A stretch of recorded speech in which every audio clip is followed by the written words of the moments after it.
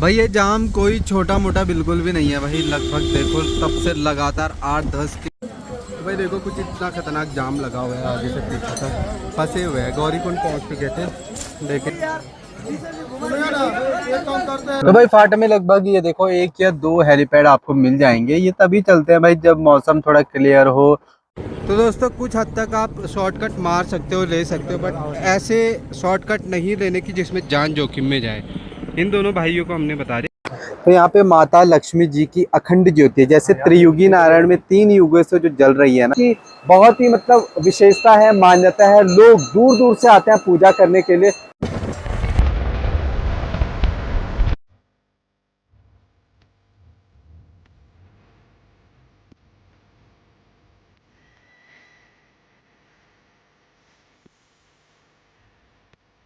Hello दोस्तों, good morning, नमस्ते। आपका स्वागत है केदारनाथ धाम से। और सुबह की इन खूबसूरत पहाड़ियों से, बर्फ़ से ढकी हुई चोटियाँ, पहाड़ियाँ और इतने श्रद्धालुओं की भीड़ जो दर्शन करके आ रहे हैं और कोई दर्शन करने जा रहे हैं। सुबह का मौसम था, हाथ मुँह धो करके नाश्ता करना है, निकलना है सीधा आज गौरीकुंड के लिए। वहाँ से सोनप्रयाग से समय मिला तो भाई दुकानों में रहती है भीड़। और भाई यहाँ का प्राइस बता दो, चाय मिलती है 20 से 20 रुपए की, पराठे मिलते हैं 70-80 रुपए के, मैगी भी 70-80 रुपए की मिलती है। तो महंगाई ज़रूर है, लेकिन भाई इतना ट्रांसपोर्टेशन चार्जेस जो होता है घोड़े खच्चरों का, इसलिए महंगाई ज़्यादा है पानी की। तो भाई अभी हम सुबह नाश्ते में खाएंगे पराठे। परसों भी आते हुए खाया था, आज भी आते हुए पराठे ही खाने वाले हैं।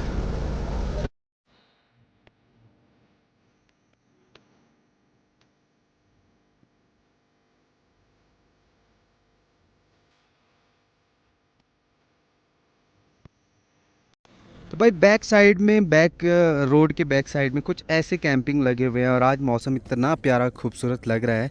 खैर अभी बादल आ गए तो पहाड़ियाँ देखो कितनी खूबसूरत लग रही है भाई। सिर्फ इन पहाड़ियों को निहारते हुए भाई मज़ा आ रहा है। तो भाई ये था हमारा कल का रैन बसेरा। तो यहाँ पे जो भाई है ना, ये बर्फ़ से खेल रहे हैं।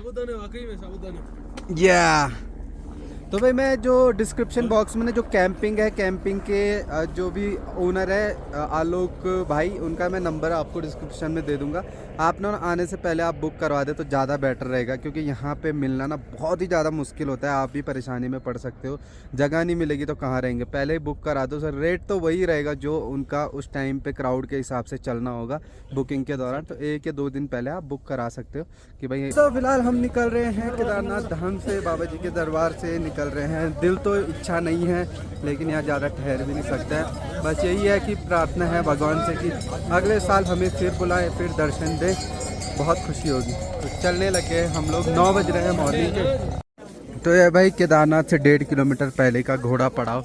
देखे इतने सारे घोड़े खच्चर यहाँ पे खड़े हुए हैं। देखो कांडी डांडी हर एक की चीज़ों की व्यवस्था है।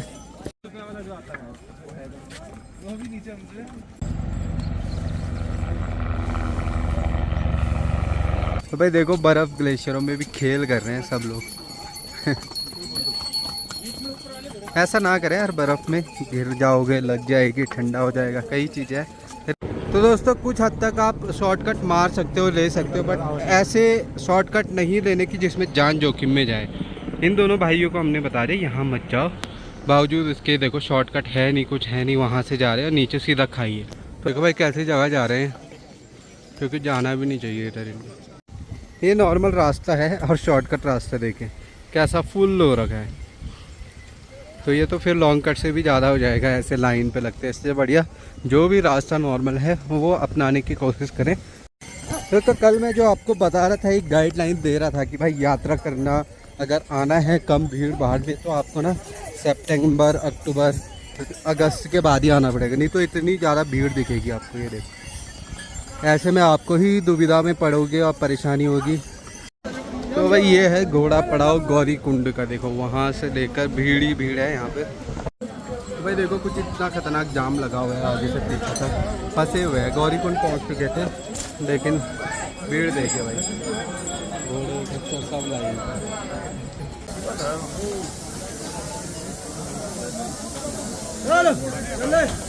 क्या भीड़, तिवारी जी क्या हो रहा है? बहुत भीड़ है, बहुत भीड़ है, गर्मी लग रही है।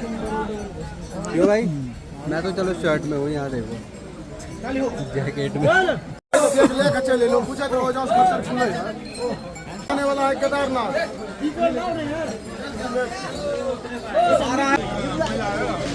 गौरी कुंड पहुंच गए हैं और इतनी ज़्यादा भीड़ है कि क्या बताएं। देखिए कितनी ज़्यादा भीड़ है। और यहाँ पे एक चीज़ मैं आपको बताना चाहता हूँ। देखिए जैसे खोया पाया केंद्र जो होता है ना, इसमें क्या होता है कि जैसे केदारनाथ धाम के मंदिर पे भी है और यहाँ पे भी है। इसमें क्या होता है कि अगर कोई आपका साथी खो गया, कुछ सामान खो गया, तो यहाँ पे आप देख सकते हैं। और यहाँ पे देने के बाद वो सामान या दोस्तों का नाम वो अनाउंसमेंट करेंगे यहाँ पे स्पीकर से, तो आपको वहाँ पे मिल जाएगा। तो जी अब ये गौरी कुंड पहुँचते ही पहुँचते हल्की फुल्की बरसात स्टार्ट हो गई है। और यहाँ से हमें निकलना है सोनप्रयाग, जो कि 5 किलोमीटर है। और वहाँ भीड़ इतनी है ना, गाड़ी मिलना मुश्किल, हर एक चीज़ मुश्किल से हो रहा है। तो आपसे यही सलाह है कि इस भीड़ में ना आए सितंबर अक्टूबर के दौरान, जब भीड़ भाड़ कम हो।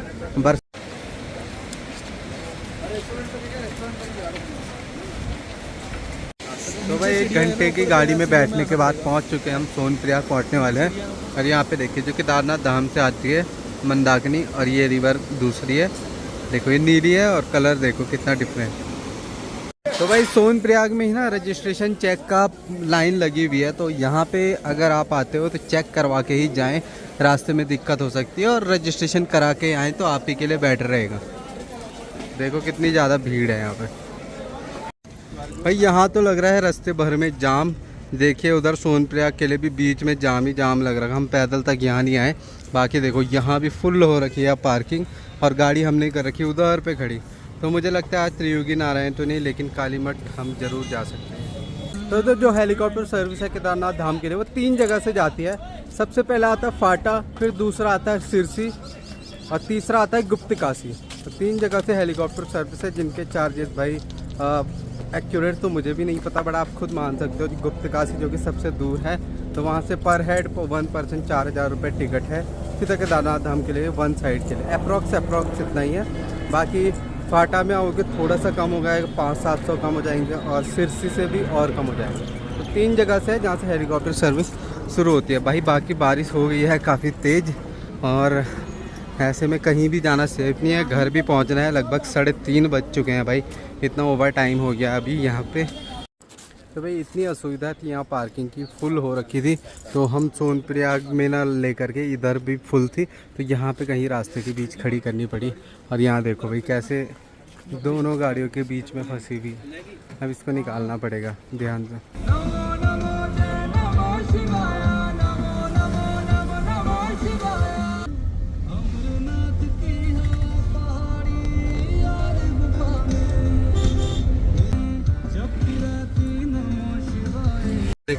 तो दोस्तों ये लगभग सोनप्रयाग से लगभग यहाँ हम आ चुके हैं 5-7 किलोमीटर दूर तक। यहाँ पर भी जाम ही जाम लगा है। पार्किंग है नहीं, तो भाई गाड़ियाँ इतनी दूरी खड़ी करके रोक करके देखो तब जाना पड़ रहा है आगे।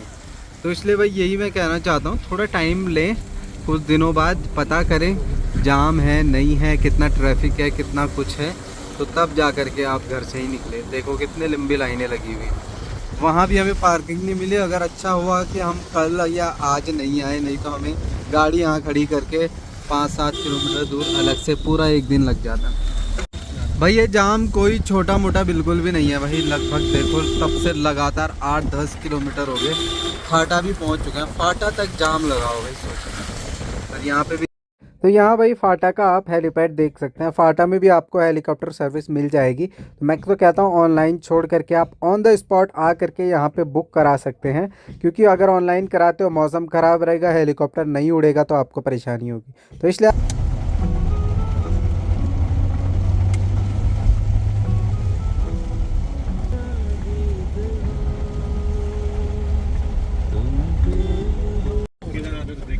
तो दोस्तों अभी हम जा रहे हैं गुप्तकाशी। पहुंचने के बाद सीधा आगे जा रहे हैं कालीमठ के लिए।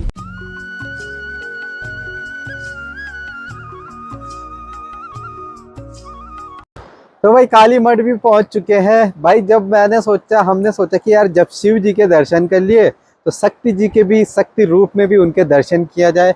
तो माता काली का जो सबसे पास मंदिर था, वहां पे आना यार सौभाग्य की बात थी। और शाम हो रही है, बारिश भी पड़ रही है थोड़ी थोड़ी। बाकी काली माता जी के मंदिर पे हम दर्शन करेंगे। और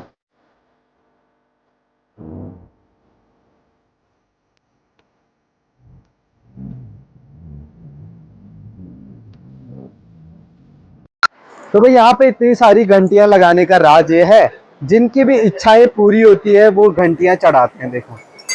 और यहाँ पे बहुत ही भक्तों की इच्छाएं पूरी होती है। तो कितना प्यारा लग रहा है, पूरे रास्ते भर मंदिर पहुंचने तक घंटियां ही घंटियां लगाई हुई है। ऊपर घंटियां, साइड में घंटियां, देखो कितना प्यारा लग रहा है भाई।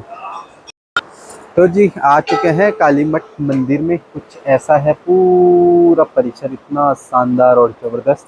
खैर अंदर अलाउ नहीं है मोबाइल कैमरे का। तो यहीं पे है माता सरस्वती का मंदिर, लक्ष्मी जी का मंदिर, काल भैरव जी का मंदिर। जो फुल वीडियो देखनी है मैं इसमें लिंक जो है डिस्क्रिप्शन में डाल दूंगा या लास्ट ब्लॉग में डाल दूंगा, तो आप वहाँ से। तो भाई फाइनली माता काली जी के भी दर्शन कर लिए हैं। माता काली जी यहाँ पे शक्ति सिद्धि शक्ति पीठों में से 108 शक्ति पीठों में से एक बहुत मान्यता वाला मंदिर है। तो यहाँ पे उनकी धड़ मतलब गर्दन से अलग हिस्से की पूजा की जाती है। तो यहाँ पे माता लक्ष्मी जी की अखंड ज्योति है, जैसे त्रियुगी नारायण में 3 युगों से जो जल रही है ना यहाँ पे अखंड ज्योति, सेम टू सेम यहाँ पे अखंड ज्योति की जो हमने राख रहती है वो घर पे ली है। जब भी कभी भी गलत सपने हो या गलत कुछ चीजें आपके साथ हो रही है तो वो जो बबूत है जो जल रही है राख, उसका टीका लगा दो, सारी परेशानियों का हल हो जाता है। बाकी यहाँ पे मंदिर है गौरा शंकर जी, भोलेनाथ जी और माता पार्वती जी का, और साथ साथ ये महासरस्वती जी का, और ये है माता लक्ष्मी जी का। माता लक्ष्मी माता सरस्वती जो कि माता काली जी के साथ साथ रहती हैं, उनकी सिस्टर।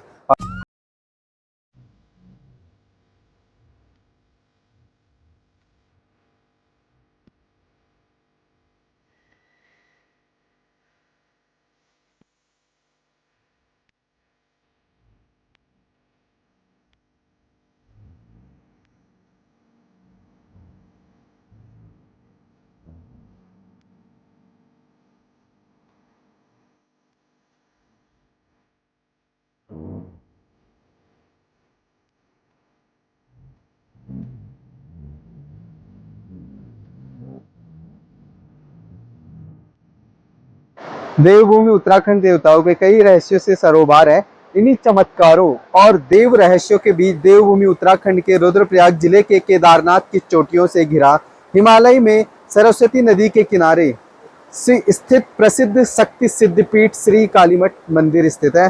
पूरे देश भर में केवल कालीमठ में ही माँ काली और उनकी बहनों माँ लक्ष्मी और माँ सरस्वती के मंदिर साथ में देखने को मिलते हैं।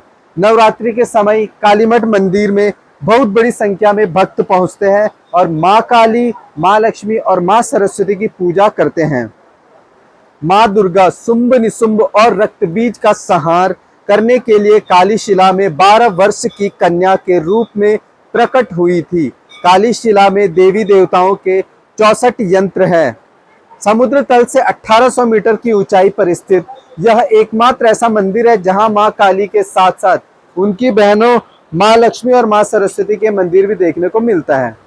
यहां आने वाले भक्तों को एक अलग प्रकार का अनुभव दिलाता है। भक्त यहां नदी के किनारे बैठकर शांतिपूर्ण वातावरण का आनंद लेते हैं। कालीमठ मंदिर उत्तराखंड के इतिहास और कहानी को लेकर मान्यता है। देवताओं के इसी स्थान पर काली मां की उपासना की थी। उपासना से प्रसन्न होकर देवी ने देवताओं को वरदान दिया था। तो भाई जो महाकवि कालिदास हैं, आप जानते होंगे भाई कितने सर्व प्रसिद्ध है। उनका जन्म भी कहा जाता है कि इसी भूमि पर हुआ था। माता काली की तपस्या करके या उनकी पूजा करके इतने अनन्य भक्त वो हुआ करते थे कि माता काली उनको कई बार उनको जो है साक्षात अपने दर्शन दिए थे, जो कालिदास जी थे। तो यहाँ की बहुत ही मतलब विशेषता है, मान्यता है। लोग दूर दूर से आते हैं पूजा करने के लिए। 6 बजने वाले हैं और सभी भाइयों ने भी दर्शन कर दिया। भाई यहाँ पे देखो 6 बजे वहाँ पे धूप अलग से पड़ रखी है और इधर बारिश पड़ रही है और बढ़िया सा मौसम हो रहा है। तो अभी हम जाने के लिए तैयार हो रहे हैं। बैटरी इतनी लो बची है, पावर बैंक भी खत्म। केदारनाथ धाम में लाइट नहीं थी 3-4 दिनों तक, पावर बैंक से काम चलाया हमने। अभी हम कालीमठ से होते हुए चोपता की सड़कों में जा रहे हैं, सीधा गोपेश्वर पहुंचेंगे। जब भी आप केदारनाथ धाम की यात्रा करते हो उसके बाद अगर आपको बद्रीनाथ धाम जाना है तो 2 रास्ते होते हैं। आप रुद्रप्रयाग के रास्ते से नंदप्रयाग कर्णप्रयाग होते हुए चमोली से जोशीमठ जा सकते हैं। दूसरा रास्ता ये है, अगर आप गुप्त काशी से ऊखीमठ से यहाँ चोपता के तुंगनाथ की सड़क की ओर आते हो तो वहाँ से गोपेश्वर से चमोली से जोशीमठ, फिर आप बद्रीनाथ धाम जा सकते हो। ये सर ये हेमकुंड साहिब, फूलों की घाटी, कहीं भी। तो ये वाला ऑप्शन भी अच्छा है। काफ़ी अंधेरा हो गया वैसे तो। देखिए भाई बाहर आपको देख रहा होगा रास्ता, अंधेरा ही अंधेरा हो गया। पर अच्छा रास्ता है, ट्रैफिक बहुत लो चांसेस रहते हैं आजकल होने के, बट अगर पतली सड़क है, अगर बड़ी गाड़ी होगी तो कहीं कहीं दिक्कत आ सकती है, बाकी रोड अच्छी रहती है।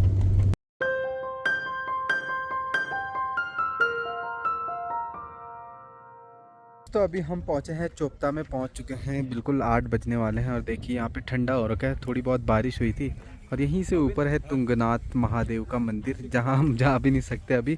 थोड़ा यहाँ पे रुके हैं चाय वगैरह पीने के लिए, और यहाँ से दिख रही है पूरा, देखो कितना बढ़िया ट्रांजिशन इस अंधेरे में दिख रहा है। ये देखो भाई, वाह।